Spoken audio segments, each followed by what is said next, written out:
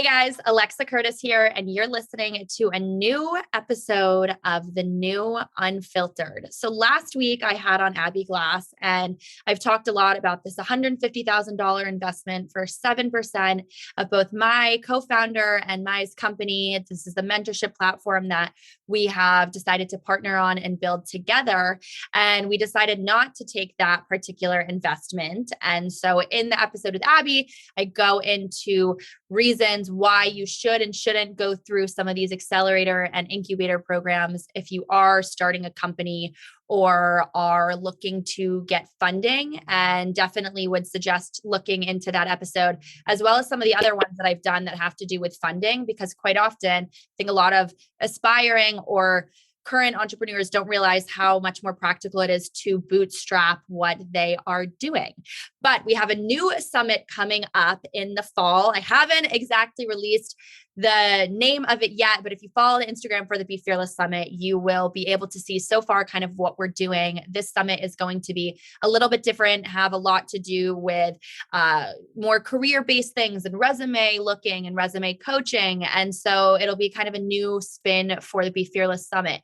But if you've been following the brand and have come to any of the other summits, I have been so lucky to connect and be inspired by so many of the incredible speakers who have spoken at summits. One in particular I've got on today, Lindsey Metselaar, and she is the founder of We Met At Acme. And if you guys don't know what that is, it is pretty much, I would say, the top dating podcast out there.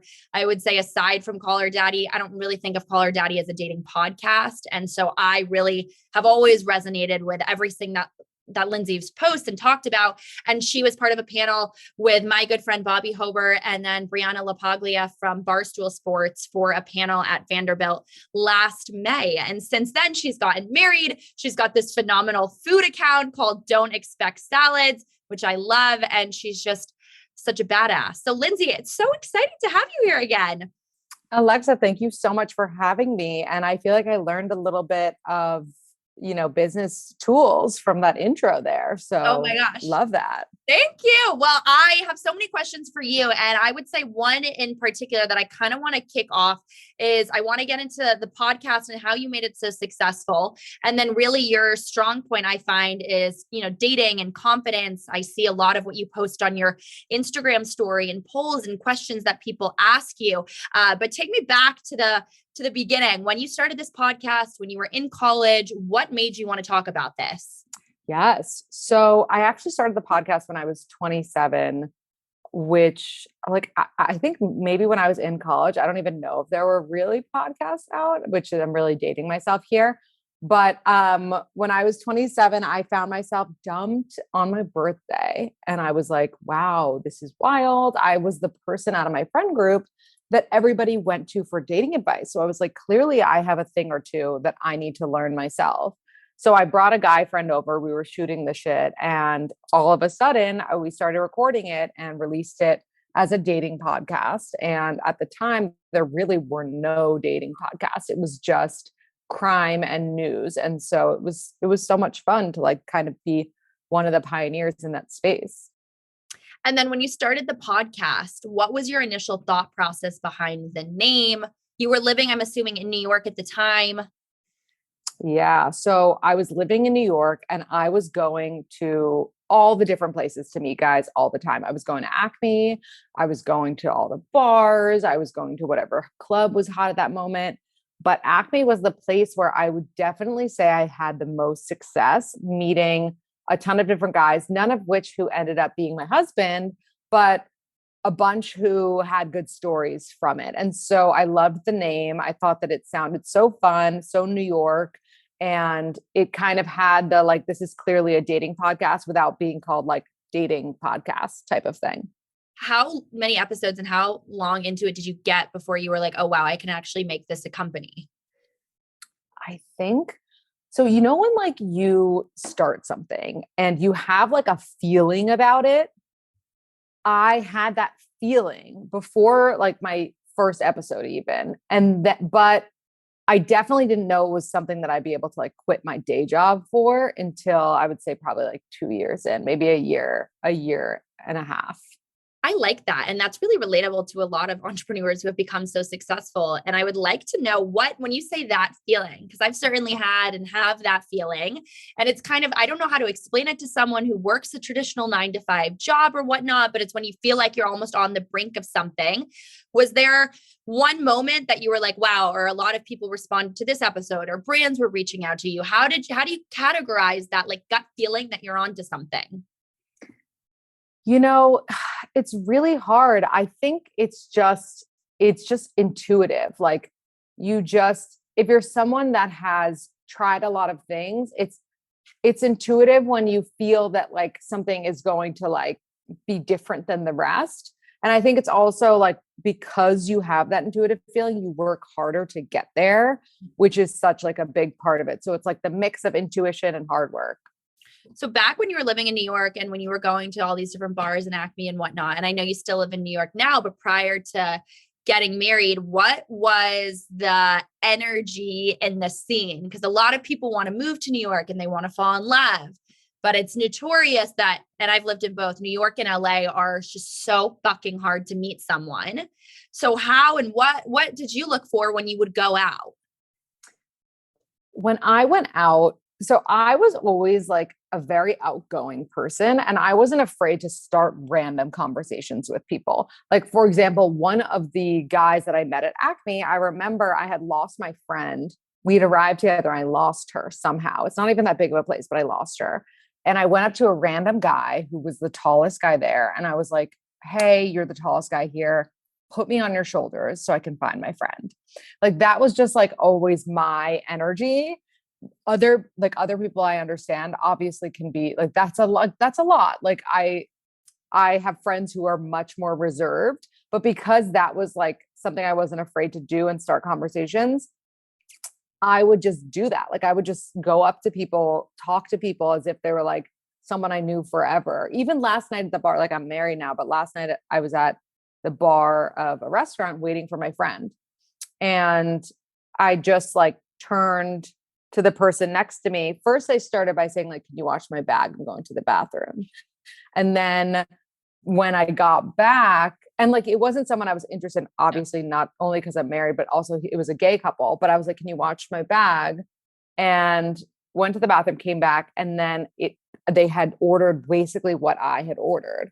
But I didn't know that. So I was like, oh, I just want you to know, like, I didn't copy your order. Like I had ordered that before I knew that you got it, So it's just like having fun, playful conversation with people, whether you're in New York or wherever you are, is the best way to really meet. Would you say that growing up, you had an inner sense of confidence? Because I'm the same way. And I'll say that to tons of different guys. And like, I just don't care. Even if I don't, like, I would talk to anyone on the street. But I would certainly say there was an element of when I was growing up that I always felt just naturally more comfortable, not really caring what someone's response was. So how do you place that?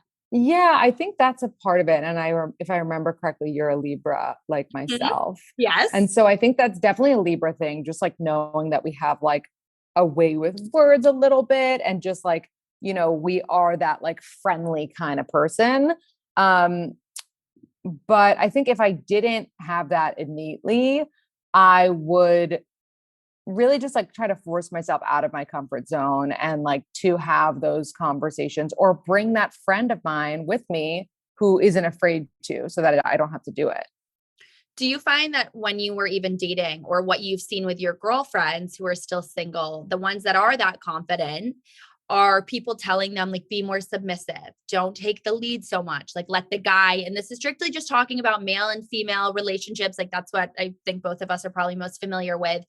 Is that kind of a common thing? Because I hear that a lot. I'm told it, I've probably said it, and I'm always just like, I want to be who I want to be. And if you like me, if Hmm. you don't, you don't. Is there a fine line between that?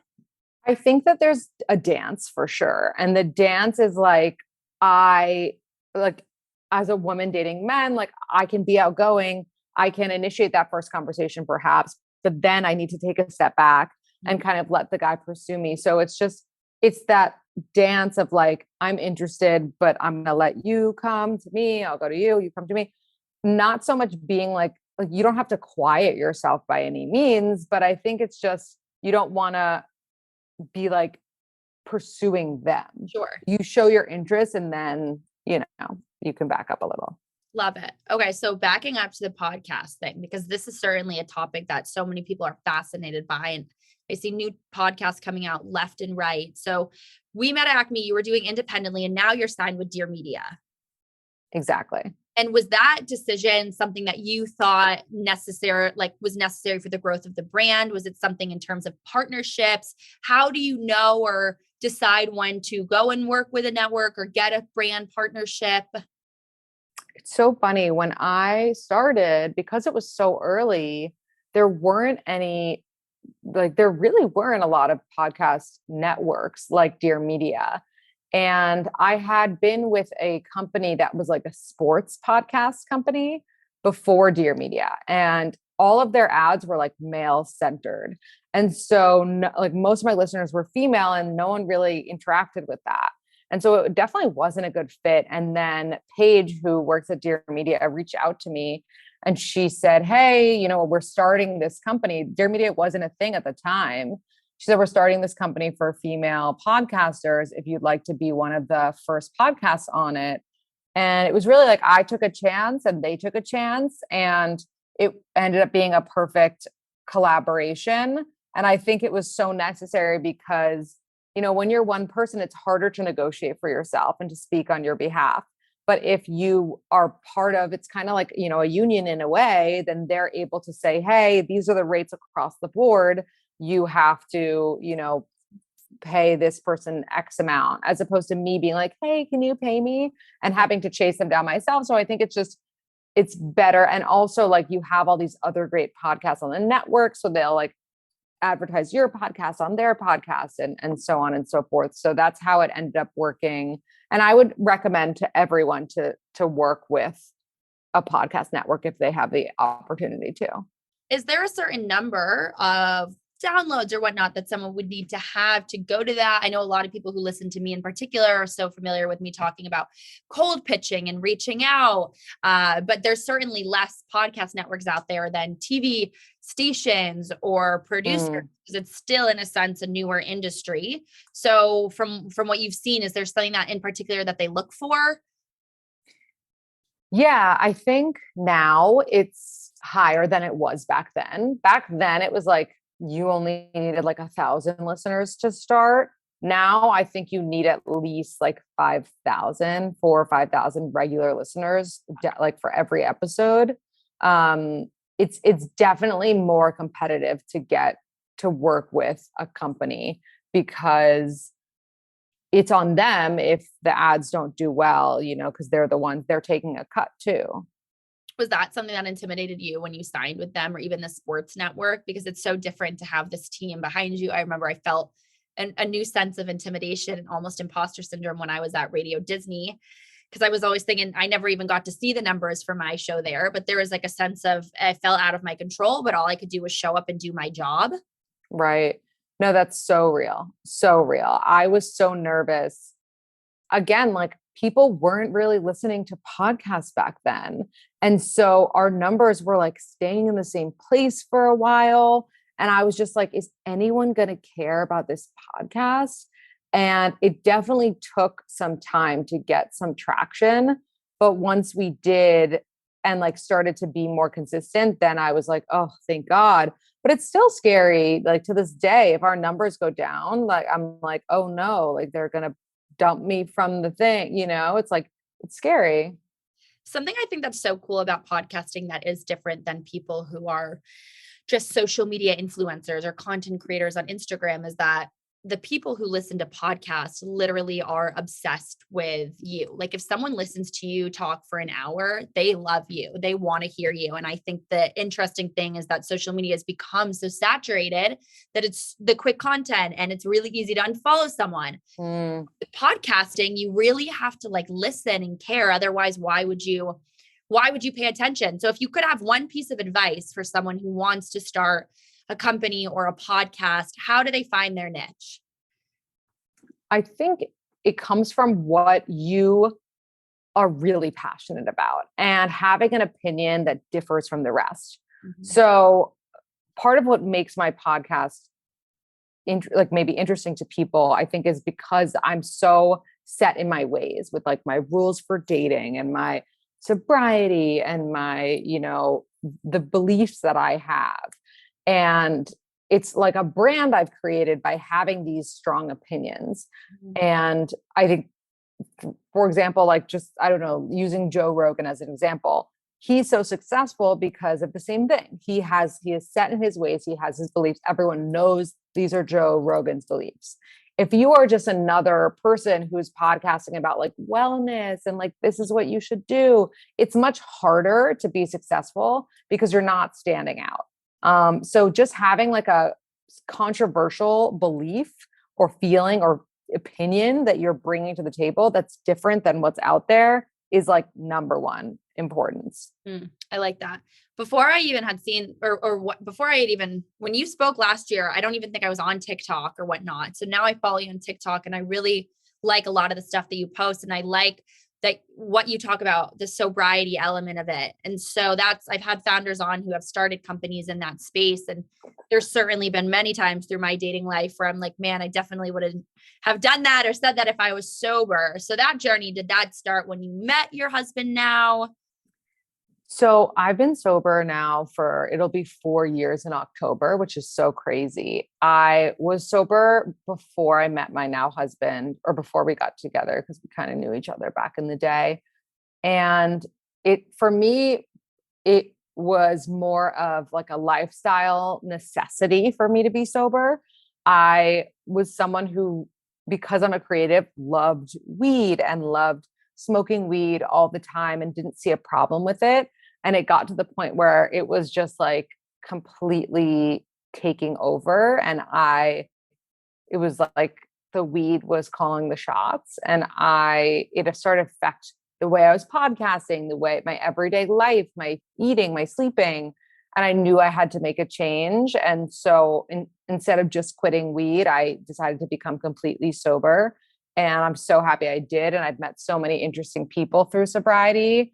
And it's been a journey, but I'm so happy about it. Perhaps someone who's listening to this may have similar feelings and not understand the difference between doing it casually and it taking over their life or affecting their job. How did you decide like this is now affecting what I do in a negative way? Because everyone, like I remember even when Demi Lovato went to rehab and then she's California sober and she's still smoking weed. Apparently now she's like fully sober. I never really understood that because that really is, in a sense, it's still altering you. It's not full sobriety. Right. Well, full sobriety is like abstinence from all mind or mood altering chemicals. And I think it's like not even arguable that weed is a mind altering substance. And so, or like substances, not chemicals, but I think that if you like, when you're not doing the thing, whether it's smoking, drinking, coke, pills, whatever it is, when you're not doing it, if you are agitated because you want to be doing it, if you are thinking about the next time you can do it, choosing your friendships based on who can do it with you, planning your life around, your days around going to the bar so that you could have that drink, or, waiting every moment to have that puff after work, whatever it is, then it's something to definitely look into. And it's also like why you use, and are you drinking or are you smoking because you want to escape, or are you doing it because you're like having a good time with friends? Yeah. And are you doing it on your own by yourself, or are you doing it in social settings? And so just making sure that you're like tuned into that and like the frequency of it as well. Like I know people who need that drink every night or need that whatever every night before bed. And it's like, if you need that, if when you're traveling, you're worried about how to get that, these are all red flags to look out for.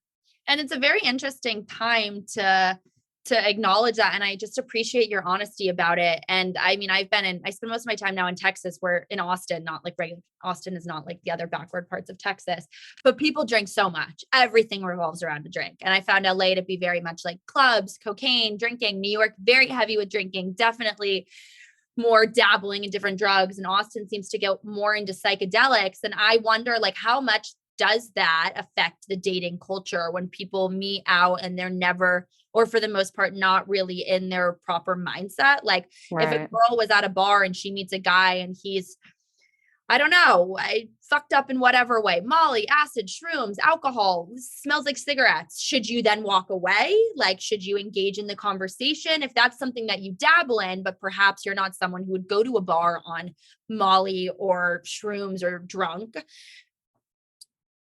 I think that if you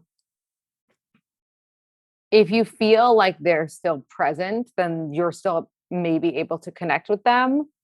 But if you're somebody who, it's really important to be on the same level of like how you like to party with your potential significant other. So I think just like tune into that. Like if you wouldn't casually do Molly and go to a bar, then like you're probably not going to vibe with someone who would. So it's just like being on the same page about that, but also like not judging because, it could just be like a bachelor party they're on or whatever it is, you never know. So I think just like going back to just if it's so frequent that you need to have something on you at all times, like that's really not good. Is your husband sober?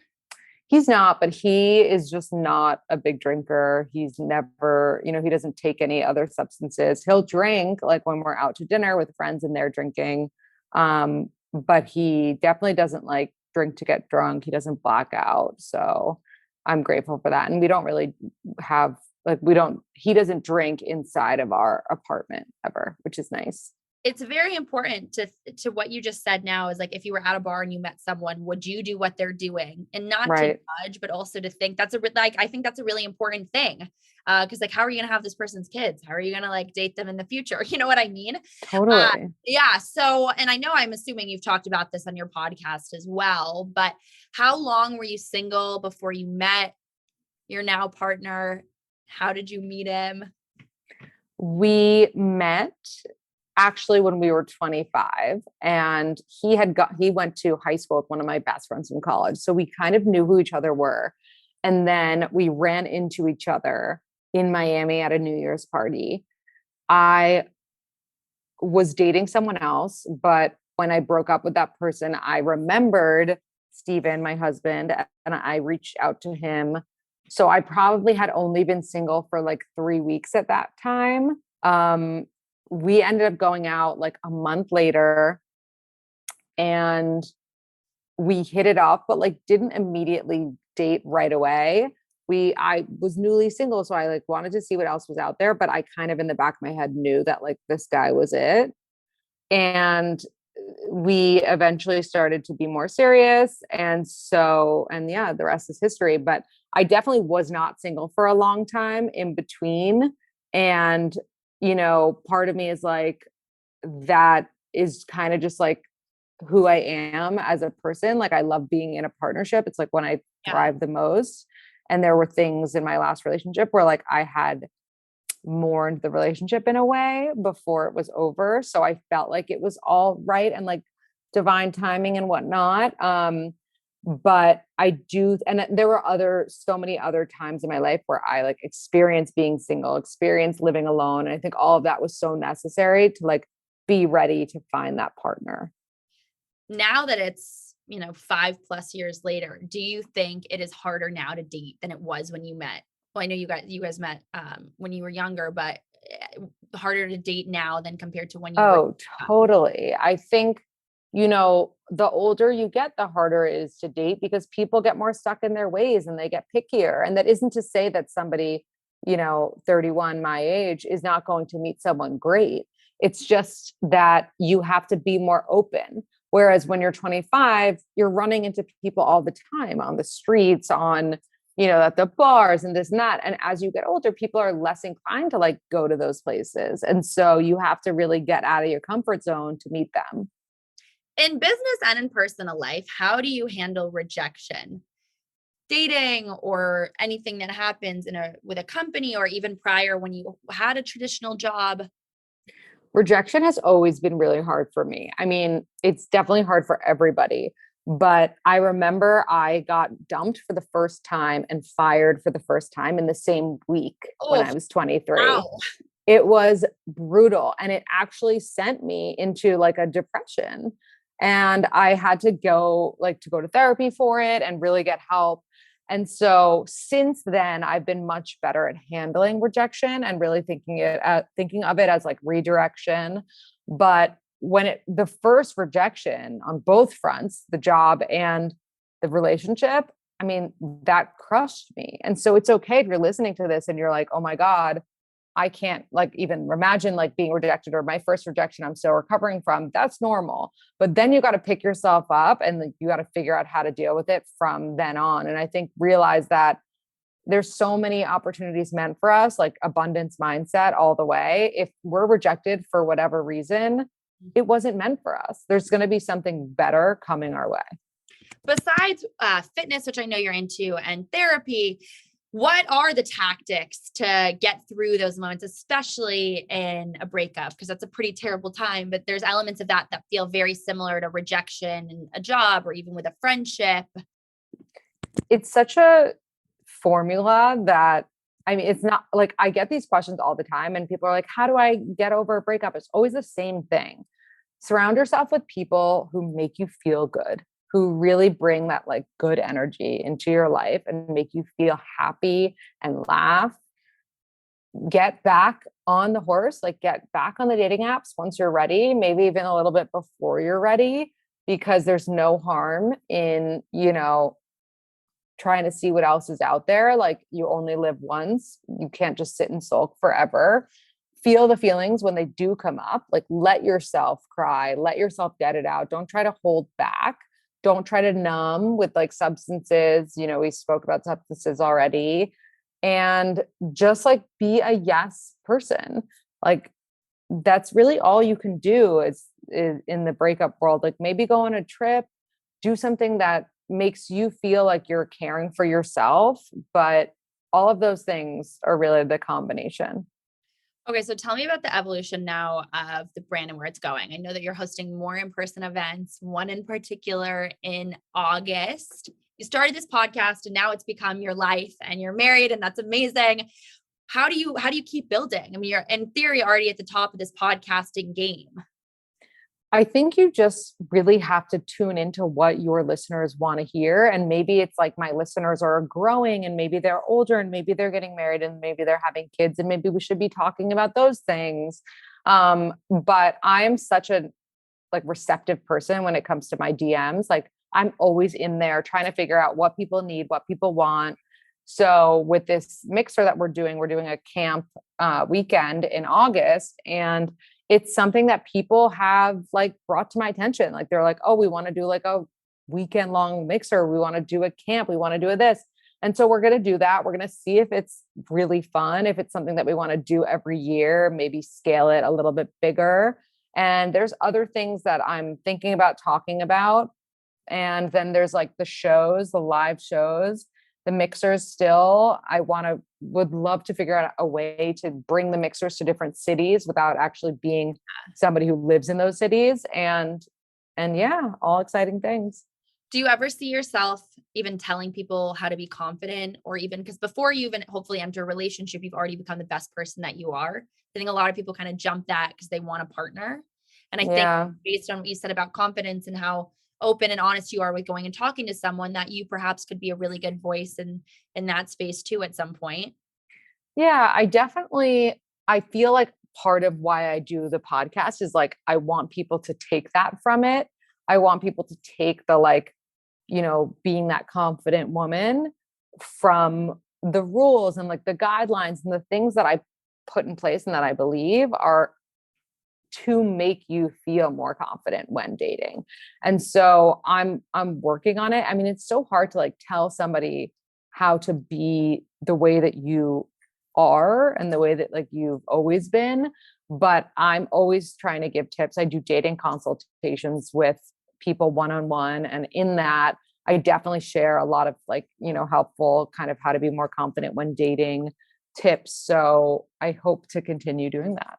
Well, and it's very cool because you didn't go to college to learn how to talk about dating. So a lot of this is coming from your own personal experiences and whatnot. But I would assume that people probably go to you and think of you as a dating coach. Is that like, I don't necessarily, I guess, think of you as a dating coach, but I mean, or I think that people can. It's dating is such a subjective subject to teach because everyone has a different style and it's like what works for you. But I like to think of myself as someone who can coach people to date better. I love it. So these upcoming events, and especially the one in August, where can everyone find that? Is there a cost? There is a cost. This one, I believe it's $600 for the weekend, which includes food, your bed, all the activities. It's all inclusive. The ride out there, and it's going to be so much fun. You can find out about that on my Instagram at We Met at Acme, as well as the shows we have coming up. One that's on sale right now is Austin in November. Okay. That's where I am. I love that. Okay. My last question for you. Now that you're in New York and you're not single anymore, any new spots for anyone who lives in New York that they should be hitting up to find the person that they're going to fall in love with? Ooh, are we talking summer spots or year round? Let's go year round. I would say, I mean, Acme is always a good idea. And, I'm so old now. I don't really know. The Blonde. I think the guys behind Make Believe just opened a place in Brooklyn. I'll tell you what it's called right now, actually. It is called Creatures of All Kind. So check it out. What part of Brooklyn? I think in Williamsburg. Interesting. Okay, cool. That's a good spot. I feel like people in Williamsburg are a bit less pretentious than like Manhattan. I agree. What's your husband do? What's Steven do? He works in healthcare. Oh, I love that. You're the first girl who's successful who I know who hasn't said that it's like hedge fund or finance or real estate. Oh, that's so funny. I love that. I love that. I love Steven. Wait, did I freeze? Yeah. Now I can hear you though. That's so weird. Because I'm like not frozen to me, but I see that I'm frozen to you. You're frozen to me. It's okay though. Okay, Lindsey. So your personal Instagram as well. Is there a website? Where does the podcast? Yes, you can follow my personal Instagram at Lindsey Mets, LINDZMETZ. The website is wemetatacme.com. So check it out. Well, thank you so much for being here today. This was so much good advice. And I hope anyone who listened to you at the summit, this was kind of a follow-up from that. I know everything dating wise and coaching Lindsey talks about on all of her platforms and on the podcast. So I didn't want to give her too many dating questions, more so, about building a brand and making it really authentic to whatever it is that you're looking to do. And for her, it was obviously dating, and that came from her experiences. So that is just inspiring. So Lindsey, so good to have you back today. Hopefully we'll see you at another summit, and I'm really excited about this August mixer. So thank you so much. Of course. Thank you for having me. Thanks, guys. I'll see you next week for a new episode of The New Unfiltered.